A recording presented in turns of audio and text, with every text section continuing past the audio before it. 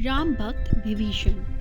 हनुमान जी के नेतृत्व में श्री राम, लक्ष्मण, सुग्रीव, जावंत तथा संपूर्ण वानर सेना को लेकर समुद्र तट पर पड़ाव डाल चुके हैं। यह समाचार जैसे ही रावण को मिला, उसने अपने मंत्रियों से विचार विमर्श कर युद्ध की रणनीति बनाने आरंभ की।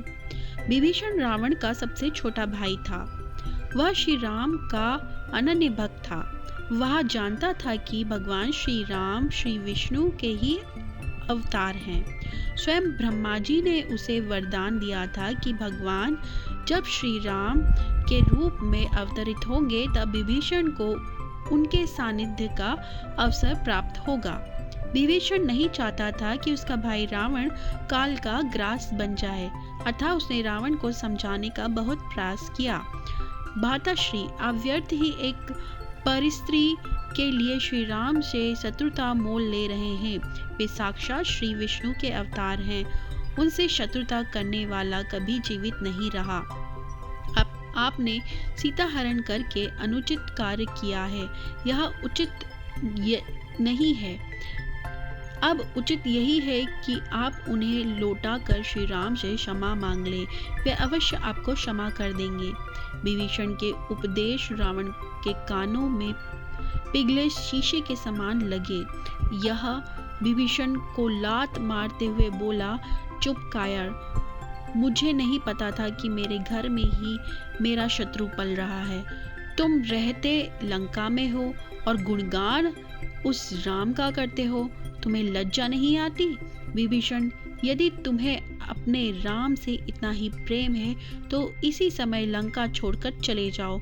मुझे तुम जैसे शत्रु प्रेमी की आवश्यकता नहीं है।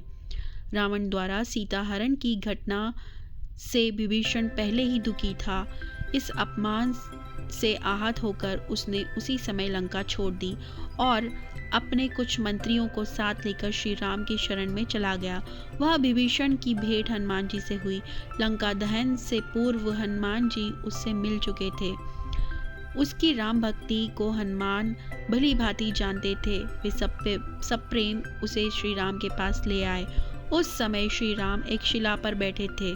उनके निकट ही लक्ष्मण, जामवंत, सुग्रीव, अंगद आदि वानर वीर विराजमान थे। श्री राम की मनोरम छवि देख विभीषण भाव विभोर हो गए और उनके चरणों में गिरकर विनती स्वर में बोले, भगवान, मेरे नेत्र कब से आपके दर्शन को तरस रहे थे। आज मैं धन्य हो गया। मुझ पापी को शरण में लेकर मेरा उद्धार करें प्रभु। मैं राक्षस राज रावण का छोटा भाई विभीषण हूँ। मैंने रावण को अनेक प्रकार से समझाने की कोशिश की, किंतु उसने मेरी एक नहीं सुनी। मुझे लात मारकर लंका से निष्कासित कर दिया। अब मैं आपकी शरण में हूँ। मुझे शरणागत की रक्षा करें प्रभु। मुझे अपने चरणों में स्थान दें। विभीषण के निर्मल वचन सुनकर श्री राम ने उसे हृदय से लगाया और बोले, विभीषण, तुम्हारे विषय में हनुमान पहले ही बता चुका है। तुम्हारा स्थान चरणों में नहीं, मेरे हृदय में है। मैं वचन देता हूँ, पापी रावण के बाद तुम ही लंका के राजा बनोगे। तत्पश्चात उसी समय समुद्र के जल से अभिषेक करके श्री राम ने विभीषण को लंका का भावी राजा घोषित कर दिया।